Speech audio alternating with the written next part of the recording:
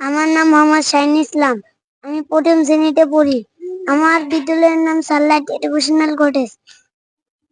আমি ৬৪ জেলার নাম বলবো নাম এবং 25টা সাল বলবো। তাহলে আমরা কয়েকটা জিজ্ঞেস করি। ঠিক আছে। বলতে কি টাঙ্গাইল জেলা কত সালে প্রতিষ্ঠিত হয়? টাঙ্গাইল 1969 সাল।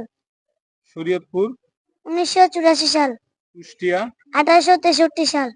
রংপুর 1877 সাল। পঞ্চগড় 1980 সাল। খুলনা 1882 সাল। বাগেরহাট 1984 সাল। ঠাকুরগাঁও 1984 সাল। ঢাকা 1772 সাল।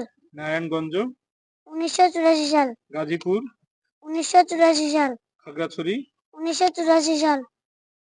নোয়াখালী 1821 সাল। কুমিল্লা 1790 সাল।